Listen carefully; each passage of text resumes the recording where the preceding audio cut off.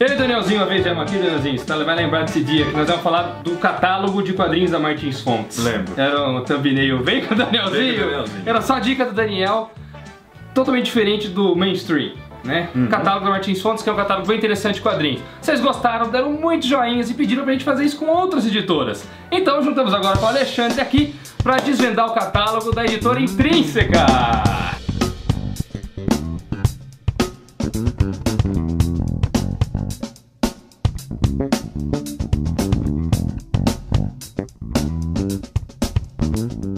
Ah, garoto! E é uma editora inesperada, acredito, inesperada, né? acho que por isso mesmo escolhemos uma Intrínseca, porque a gente comenta muita coisa, né, da Panini, da Companhia das Letras, e a Intrínseca tem construído um catálogo aí super interessante. Bem consistente. Bem consistente e bem voltado pro nosso público, assim, né? O público nerd, o público geek, e aí a gente vai escolher algumas coisinhas pra comentar aqui. E além de atender um pedido de um segundo programa de Desvendando Editoras, a gente atende um outro pedido também, que é o de falar mais de livros. Muita gente pede, falem mais, indiquem mais livros. A Intrínseca, além de quadrinhos, Hoje tem livros tá bem legais. Tá bem meia meio hoje, né? Bem meia meio. Vamos começar? Vamos começar. Vamos começar com, olha, um dos melhores quadrinhos que eu li este ano. O Árabe do Futuro. Árabe do Futuro. Cara, este quadrinho é sensacional. Você leu, Alexandre? Não. Tem que ler, cara. São 2 volumes, é isso? Dois volumes, acaba aí. Acaba nos dois? Era a minha dúvida nos essa, dois. porque eu só li o primeiro, Danielzinho. Cara, mas isso Não, não. mentira, continua. Continua. Você não leu o 2 também? Acho que vai até o 3, é isso? O 2 você não leu também? Não, ainda você não. leu só o primeiro também? Peguei o primeiro. Eu acho que ele tá fazendo. Isso aqui tá saindo em tempo real com lá fora. Sai, eles lançam lá fora e pouco tempo depois lança aqui. A Intrínseca trouxe rapidinho aqui pro Brasil. É de autoria desse Riyad Sattouf. Esse cara ele contribuía lá pra aquela revista francesa Charlie Hebdo.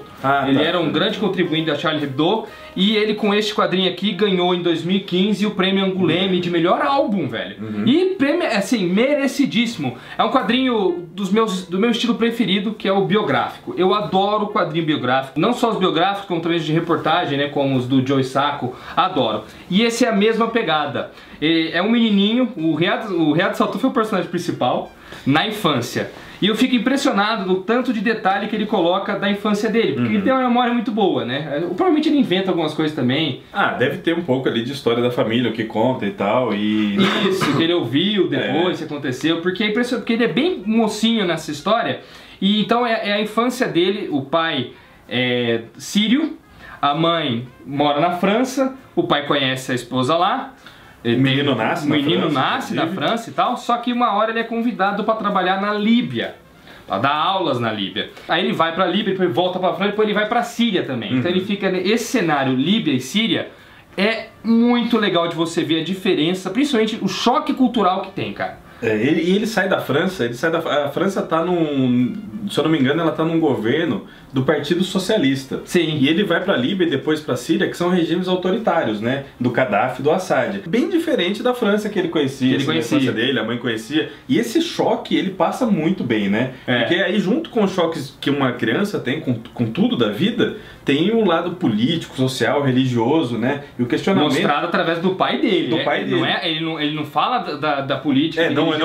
um menino que narra essas coisas. Não. Ele percebe o pai ele conta que o pai achava e tal, porque o pai, ele era defensor do pan-arabismo, que era a união dos povos árabes abandonando o fanatismo religioso para estudar e para se transformar em uma nação mais avançada. Daí o nome Árabe do Futuro, inclusive. Só que o pai dele, ele critica pra caramba os Estados Unidos, ele é bem racista, ele é homofóbico. Ele não esconde isso não, ele não disfarça a figura do pai pra homenagear o pai nem nada. Ele mostra o lado bom e o lado ruim do pai dele. Ele é muito sincero, né? Muito sincero. E ele é muito... E tem momentos muito engraçados, Danielzinho. Quando ele chega... Você deve saber um pouco dessa época da Líbia. O quadrinho se passa entre 1979 e 84, né?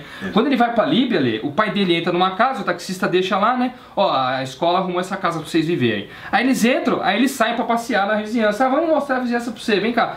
E vai, família. Quando eles voltam, a casa tá com outra família dentro, mano. Aí eles, mas caramba, é a nossa casa. Não, aqui a gente vive o regime das massas.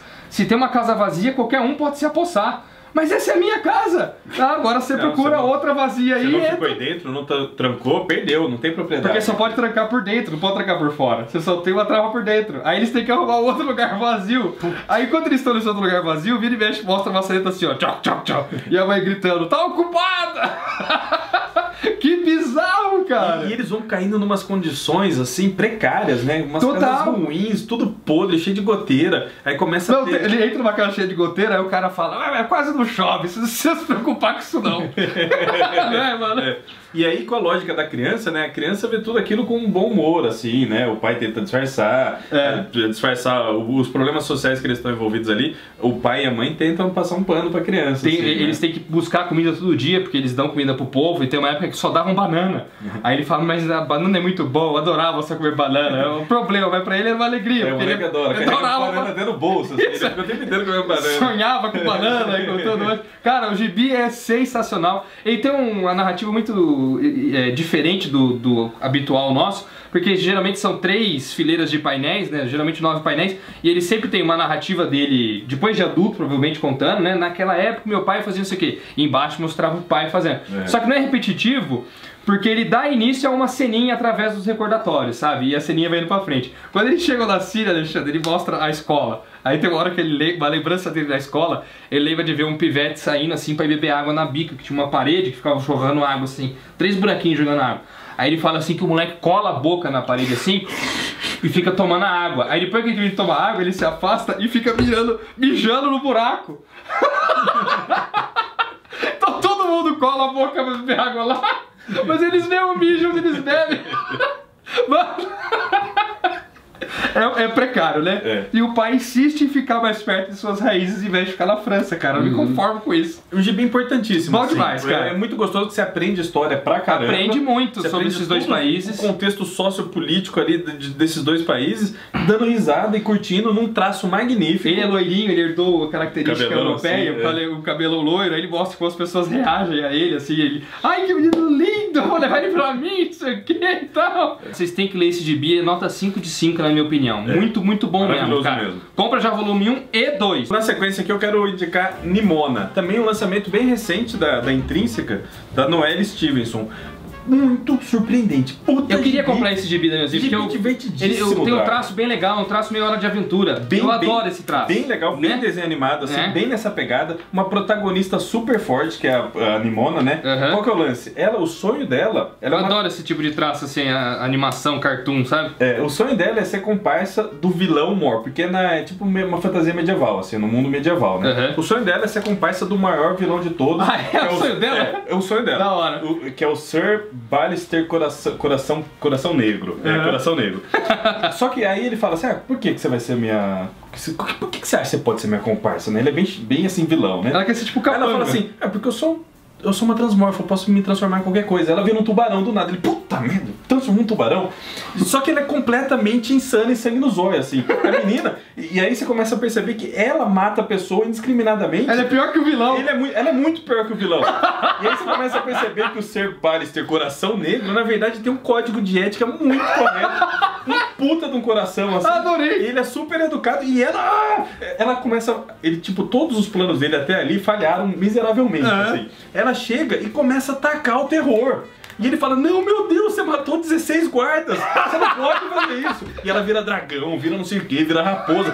Tem umas putas cenas de aventura sensacionais, assim. Que demais, e esse mano. choque de personalidade. E aí você fala assim, bom, tem o vilão, tem a garota, a comparsa deles, que é o mal, né? E aí depois tem os heróis. O heróis, que é personificado aqui nesse loiro, que é o Oropelvis, que é o cavaleiro da rainha lá e tal. Só que você percebe que começa a aparecer algumas nuances de que o bem e o mal não existe, sabe? É tudo questão de ponto de vista e perspectiva. E tem todo um lado, a Noelle começa a inserir umas tramas de mídia. E aí você vai virando, você começa a ler o quadrinho, assim, é medieval. Aí de repente os caras estão vendo uma televisão estranha. E aí tem laser. E aí começa uma mistureba, tipo, de um mundo completamente maluco, que a mídia é muito importante. É uma mídia bem filha da puta. A mídia, tipo, transformou o cara no vilão e transformou o outro cara no herói. Na verdade, eles eram amigos no passado, então... Tem uma super aprofundada em todos os personagens. Que assim. demais, cara. E essa questão do ponto de vista, o que é vilão, o que é herói, por que o cara tá ali naquela posição, joguetes políticos e tudo mais. E o gibi é muitíssimo engraçado. Eu casquei o bico, eu peguei pra ler aqui, a gente recebeu esse gibi recentemente, peguei pra ler numa sentada, não parei, li as 300 páginas de uma vez. É um puta gibi legal. Que mas bacana, eu recomendo assim, pra todas as idades. Ó, e tá escrito aqui que ela ganhou um Eisner Award com esse gibi. Desse gibi aí. Ganhou Eisner de melhor álbum. É um gibizaço. E eu fiquei de cara. Ela é best-seller do New York Times, essa mulher, cara. Eu fiquei de cara. Qual é o nome dela? Com a capacidade. Noelle Stevenson. Com a capacidade de aprofundar personagem e de criar dinâmica entre eles, assim. Eu fiquei completamente de cara. É um gibi que... acho que é o gibi que mais me surpreendeu esse ano. Olha assim. aí, mano. Porque eu não tava esperando muita coisa, não tinha acompanhado nem nada, não conhecia o trabalho da Noelle. E, porra, gibizaço. Tudo isso que nós estamos falando vai estar linkado no post. E se você tá vendo o programa no dia da estreia dele, ou uns 2, 3 dias depois, se você clicar no link é mais fácil você pegar com descontão na Amazon. Porque a gente avisou a Amazon, nós vamos fazer um programa sobre a Intrínseca. Tenta colocar uns descontões fudidos aí nesse tempo, né? Então a Amazon vai se esforçar para colocar esses gibis com mais desconto do que normalmente eles estão, tá bom? Então corre lá e clica nos nossos links aí, que você além de ajudar o canal comprando, vai ganhar mais desconto que o normal, né, Adrianozinho? Olha, Alexandre, pode falar de todos esses livros você, a gente já falou demais. Não vai. Cara, a gente separou aqui porque a Intrínseca ela tá relançando o catálogo do New Gaiman, né? Todo o catálogo, né? Então isso é muito bacana. Sabe o que eu gostei? Porque esses aqui eles estão com a mesma identidade visual, Gostei, né? também. E olha só que legal, ó. Eles deram a mesma identidade, só mudando a cor da capa. Mas, pô, bem bacana os detalhezinhos na lombada. Separamos aqui o Deus Americanos, Os Filhos de Anansi e Lugar Nenhum, que de certo modo eles estão ligados, né? Deuses Americanos se tocou a campainha porque a série está saindo. Eu adorei quando eu li, porque ele ecoa muito o trabalho do Sandman, né? Principalmente pela presença do Odin. Eu acho que o Odin daí tem a mesma personalidade do Odin do Sandman. Na minha opinião, gente, tirando o próprio Sandman, os melhores trabalhos do Neil Gaiman estão na literatura. Também acho. Eu acho que ele nunca mais alcançou o mesmo grau de excelência nos quadrinhos que ele alcançou com o Sandman, mas os livros dele são muito bacanas. O Deuses Americanos, particularmente, é meu favorito de todos os livros dele, assim. Acho que eu já li a maioria, assim. Eu só não li aquele Belas Maldições, eu não li ainda. É muito legal, mas... o Deuses Americanos eu acho sensacional. E isso que você falou, eu saí de Sandman e falei, puta, o que mais o Neil Gaiman fez? Peguei o Deus Americano.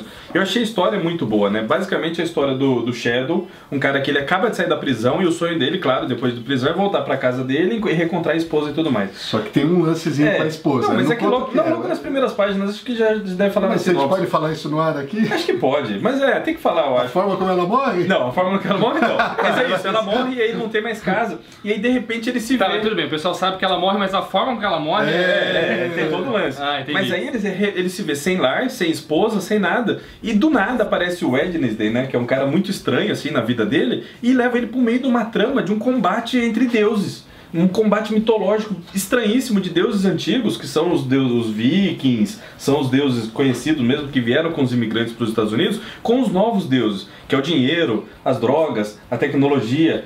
A televisão. A ideia é aquela máxima de que os deuses, como não tem ninguém que acredita neles, eles estão perdendo a força. A grande batalha é essa, da crença, né? Porque todo mundo acredita no dinheiro, acredita na TV, acredita na tecnologia, e ninguém mais acredita no Odin. Mas tem uma personificação do dinheiro? Tem? Tem. Olha, tem umas sacadas sensacionais, assim. Wednesday, obviamente, é o Odin, né? Porque é o... Quarta-feira. É a quarta-feira, é o dia de Walden, né? Puta livro legal pra caramba, assim, é mesmo. Gostosíssimo de ler e super engraçado, né? O Neil Gaiman, ele vem daquela vertente do humor britânico. Que, porra, poucos caras conseguem escrever tão gostoso assim que nem ele, assim. Eu gosto muito. Aí você encontra ecos do Deus Americanos dos Filhos de Anansi. Que você tem, novamente, Anansi, um deus, né, o deus africano, e você tem o Charlie, que é um protagonista, um personagem principal. O pai dele morre. O Charlie, ele não fazia 20 anos, eu acho que ele não falava com o pai dele. Aí a esposa dele fala, agora a gente vai ter que casar, chama seu pai, você reaproxima dele. Aí fala, tá bom, vou convidar meu pai pro casamento. Ao convidar o pai, o convite não chega porque o pai dele morreu cantando no karaokê, numa morte bizarra, assim. Fazendo uma serenata, uma coisa assim pra uma mulher. Aí ele descobre que o pai dele, alguém conta pra ele no funeral, que o pai dele, na verdade, era a reencarnação do deus Anansi, daí a relação com os deuses americanos. E ele fala, quê? E o Anansi é um tipo de deus das aranhas, né? Uma coisa meio maluca, assim. E ela fala assim pra ele, olha, e você tem um irmão, além de tudo, né? Que esse irmão herdou todo o poder do seu pai, por isso você não tem poder nenhum. E ele fala, que? Como que deram pra essa mulher aqui? Aí ela falou, se um dia você quiser encontrar o seu irmão, é bem fácil, eu não lembro direito, você sussurra pra uma aranha, uma coisa assim, você pede pra uma aranha que ele vai escutar. Aí ele fala, tá, beleza. Aí ele volta pra casa, esquece e tal, blá blá blá blá blá, um dia toma todas e faz justamente isso, sussurra pra uma aranha que ele quer encontrar o irmão. No dia seguinte aparece o irmão dele, que é o Spider, e nem sabia que o pai tinha morrido. Aí a história começa a se desenrolar daí. É uma história muito maluca, cara, com umas coisas doida. E novamente, divertidíssimo, saca? Super bem humorado. Gostei. São livros bem bacanas esses dois. O Anansi aparece nos Deuses Americanos, ele faz um link assim, é um link bem, é o mesmo universo, que esses dois você passa no mesmo universo. No mesmo mundo. Mesmo mundo. Legal, cabe dizer que eu vi aqui, eles têm conteúdo exclusivo da editora Intrínseca, tá? As edições. Esse aqui tem capítulos expandidos e entrevista exclusiva com o Neil Gaiman também. Cada uma delas tem uma particularidade, assim, um prefácio do Neil Gaiman exclusivo, tem capítulos a mais, páginas de extra. Assim. Esse aqui tem uma cena cortada da edição americana que foi mantida, o Neil Gaiman achou depois manter. E textos inéditos também. As 3 edições são super caprichadas. O Lugar Nenhum, cara, eu tenho algumas dúvidas, porque o Lugar Nenhum eu não li. E até onde eu sabia, pra mim, O Lugar Nenhum era um roteiro pra uma série de TV. É um roteiro. Né? É isso, É um roteiro que ele adaptou, acho que o roteiro ele fez em 97, adaptou um pouco depois, ou o livro saiu em 97, coisa assim. Mas é o primeiro trabalho do Neil Gaiman pra literatura mesmo, né? A gente conheceu primeiro o Deuses Americanos, que foi o primeiro lançado aqui no Brasil. Mas o primeiro trabalho, a primeira obra literária do Neil Gaiman é O Lugar Nenhum. Que era um roteiro, não quero deixar vocês confusos, aqui tá em forma de prosa, tá? Que também não é um roteiro, mas... Que também é essa mesma pegada, completamente doida, um personagem que, ao salvar uma garota lá que está ferida na frente da calçada que ele estava passando lá, ao salvar essa garota, o mundo dele literalmente vira de cabeça para baixo. Ele descobre que existe Londres e existe a Londres de baixo, a Londres invertida, que é completamente diferente da outra, assim. E aí ele se vê nesses dois mundos, só que acontece, quando ele vai para Londres de baixo, ele deixa de existir na Londres de cima, então ele fica completamente invisível e desaparece dali, muito maluca. Da sociedade inteira. E a Londres de baixo tem um monte de seres pitorescos, bichos esquisitos, estranhos. Um monte de loucura, e você vai desvendando esse mundo da Londres de baixo, e é muito gostoso de ler também. É um livraço que você lê assim rapidinho, super fluido. Ainda no Neil Gaiman tem mais esse, que é o Oceano no Fim do Caminho. Esse faz pouco tempo que foi lançado aqui no Brasil. É um livro bem mais curtinho dele, bem mais direto. Esse é o infantil dele? Não é infantil não. Eu comecei a ler, não fui até o final, mas dá pra perceber que não é infantil. Ele lida muito com temas da infância, assim. É um garoto que volta pra fazenda onde ele cresceu. Ele, na verdade, não é garoto, é um cara já. É um cara que ele volta pra fazenda lá. Por conta de um funeral. Exatamente. Morre um parente dele, ele vai pra essa cidadezinha, e depois que acaba o enterro, antes de ir pra festa não, né? Pra comes e bebes da família, etc., o velório e tal, ele decide passear pra reviver a infância, que era na época que ele morava lá quando era um molecote, entre 7 e 11 anos, algo assim.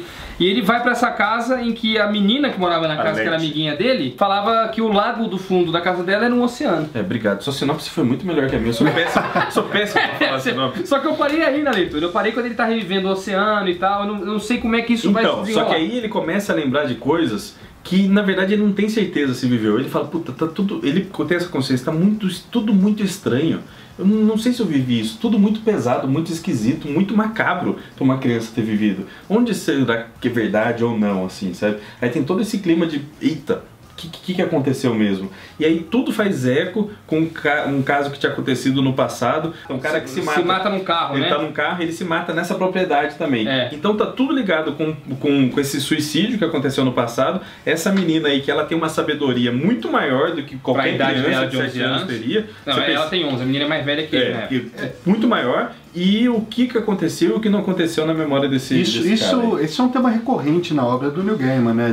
Das memórias serem construídas e não serem os fatos, né? Isso, é bem legal. É a mesma coisa do Violent Cases. É a mesma coisa do Violent Cases. Ele mexe com lembrança, com passado. O cara nunca tem certeza se aquilo realmente aconteceu. E o mais legal...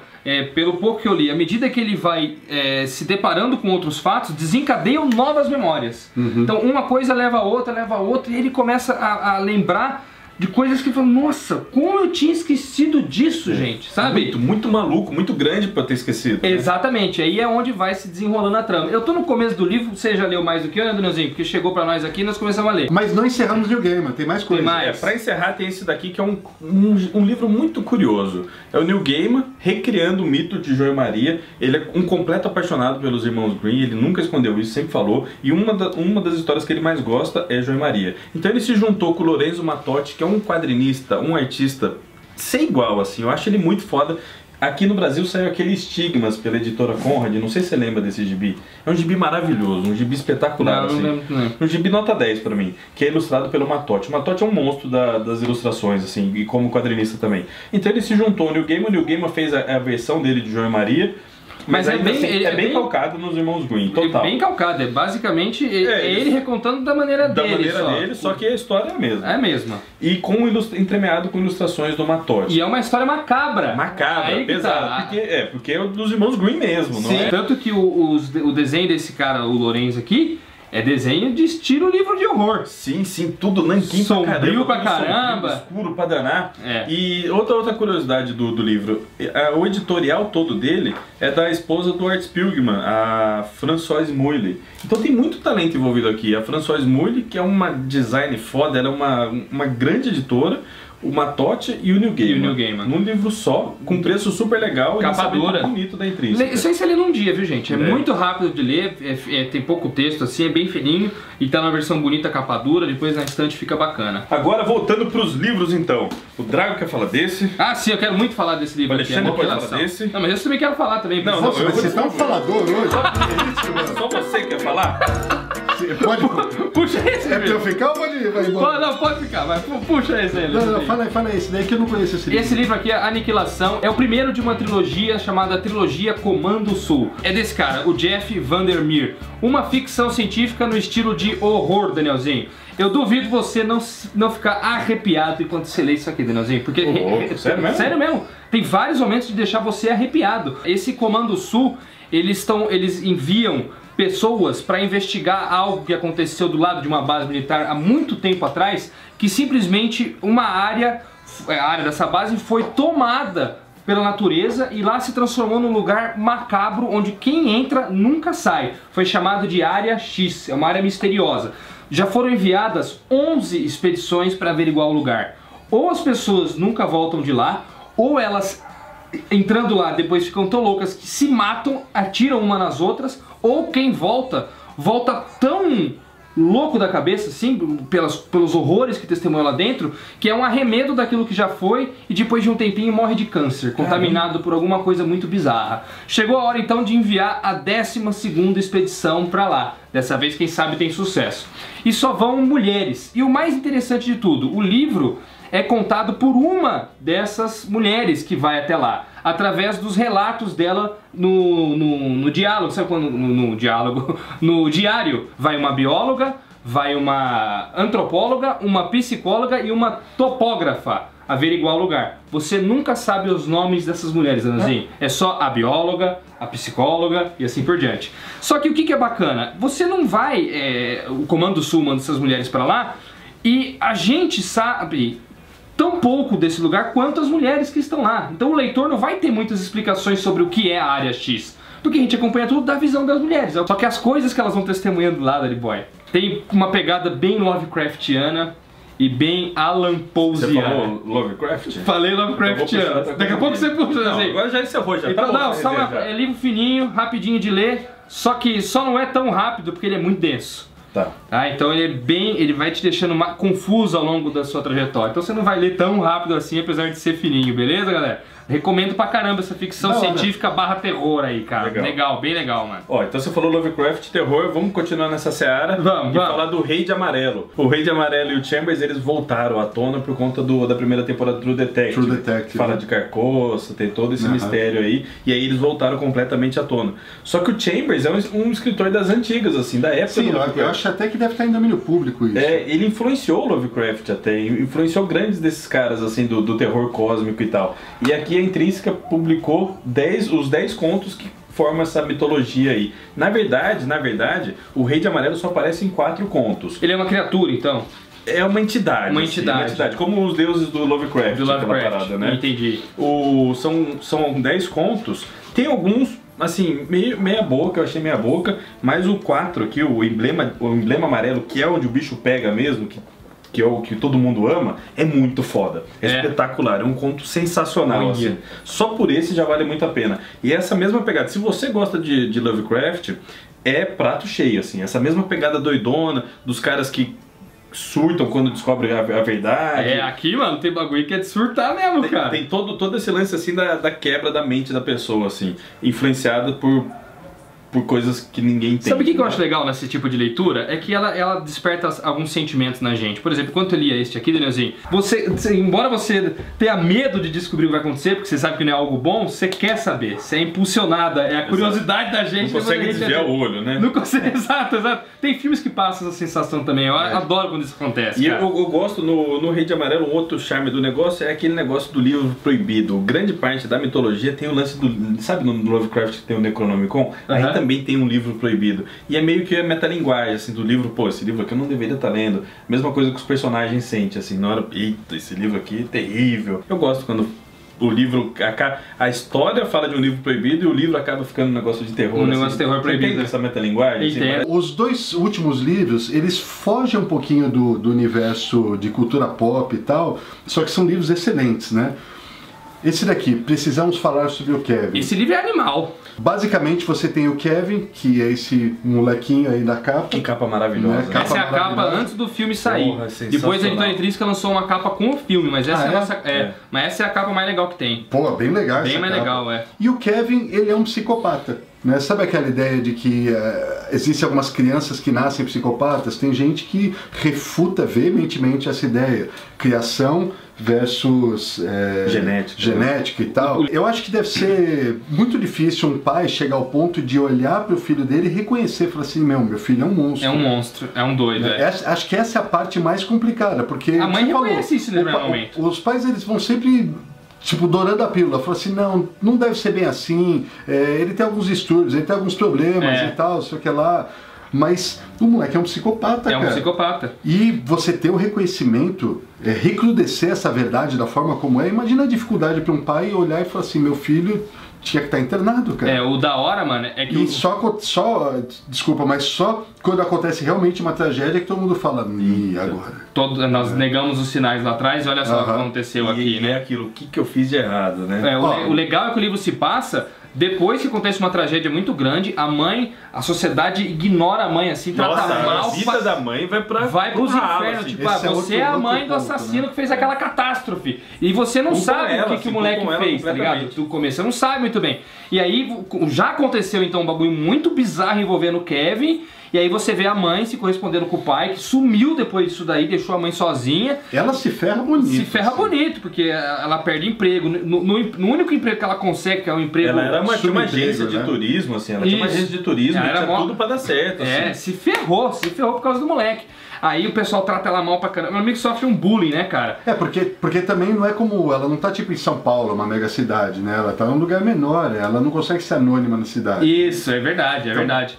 E aí você vai vendo através das cartas o que aconteceu no passado, você vai vendo a criação do Kevin e o que levou a ele fazer essa coisa bizarra e o que é essa coisa bizarra que ele fez e o modo como ele fez. E que é atroz, assim. É atroz. E o lance também, o livro, ele começa a discutir muito bem sociedade americana, né? Tipo, o pai, todo bonitão, ferradão, pá. Ela não era uma deusa nem nada, ela se achava uma mulher um pouco feia e tal, veio pra baixo. E ele queria ter filho, ela não queria. Ele queria que as coisas fossem daquele jeito, ela não queria. E começa a discutir família, né? Começa a discutir família. E depois vai pra escola e começa a discutir bullying. A importância do bullying, sabe?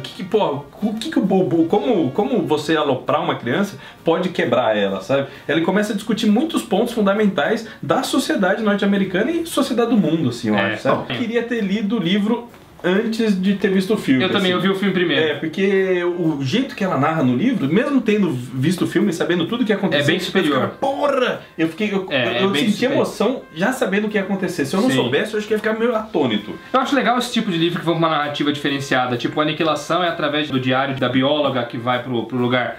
Esse daqui é através de cartas que ela manda pro marido. Eu acho bem interessante isso daí, sabe? Um puta livraço, assim. Livrão, mano. Pra encerrar, um livro completamente diferente de tudo que a gente já falou aqui. Esse eu tenho muita curiosidade em ler. O Universo numa Casca de Nós, do Stephen Hawking. Ele lançou primeiro Uma Breve História do Tempo, que é um puta de um livro legal. Mas falam que basicamente esse daí é pra leigos, né? Então, o Breve História do Tempo é bem calcado no que ele estudava, assim, e é mais pesadão. Os conceitos teóricos são mais pesados. E aí o Hawking pensa, puta, qual que vai ser meu próximo livro? vai ser bem pro leigo, assim, pra bem população fácil, em geral tentar entender pra isso tentar daí. entender como a teoria física pode ser uma coisa tão bonita e mágica, assim. O nome é maravilhoso, né? É maravilhoso. E como isso pode ser próximo? Por que eu quero indicar ele aqui? Porque ele é um livro bem nerd, assim, também. Porque como pode a física de verdade, a teoria pode ser próxima da ficção científica. Pode ser alguns conceitos, assim, completamente malucos e super bem explicados. E não é só isso, mas lembrar que o mundo também vai um pouco além, né? A gente não pode se limitar em, puta, eu vou ler só quadrinho, ou eu vou ler só livro de cultura pop. Porra, tem os grandes clássicos ali, tem que abrir né, a cara? cabeça, né? Você tem que procurar conhecimento de todos os lados. Você tem que ler né? grandes clássicos do mundo inteiro. Você tem que se interar sobre outros assuntos, saca? Eu acho importante. É importante, isso, cara, é claro né? que é. Hoje em dia o nosso povo brasileiro lê pouco. E as pessoas que leem coisas muito específicas. Né? Sua cabeça só abre dessa forma, cara, se você permitir que ela seja aberta. Então, essa é uma indicação seminal. E eu devorei isso daqui muito rápido, porque além de ser super curioso, tem um senso de humor muito doido. É assim. legal. E aí você pensa, o Stephen Hawking, todo mundo já viu quem que é o Stephen Hawking. Vocês devem ter visto o filme recente. Teoria de Tudo. Você não imagina que ele é um cara bem humorado, assim, né? Mas ele é um cara super feliz, apareceu até em Big Bang Theory e tal. Sim. Ele tem tudo pra ser um cara, né, que tem todas as limitações físicas dele. Amargurado, teórico, né? amargurado, um físico é uma pessoa completamente diferente do que você imagina, assim, quando você o descreve e fala da profissão dele, né? Tem ilustrações que pontuam ao longo do livro todo, achei bacana também. Legal. Sensacional. Belo Então trabalho fica da editora aí. essa indicação com todos os links aí pra vocês. 12, são 12 que nós indicamos aqui, Danielzinho? 12, né? Mas a editora Intrínseca tem muitos outros livros bacanas, acho que até que vale a pena deixar outros indicados aí na descrição, como por exemplo o Silo, Orgulho, Preconceito e Zumbis, diversos outros que eles têm, né, Alexandrinho? Sim, E sim. agora o que o pessoal faz? Inscreva-se no canal, compartilhe com amigos, inimigos e familiares. E é isso, converse com a gente aí no comentário. Deixa nos comentários. Tá Se vocês querem mais vídeos desvendando outro catálogo de editoras, coloquem aí, a gente vai falar com a Amazon pra pegar descontão nessa editora aí e faz um compilado desses melhores lançamentos dela pra você. Fechou? Fechou? Tchau, tchau. Tchau.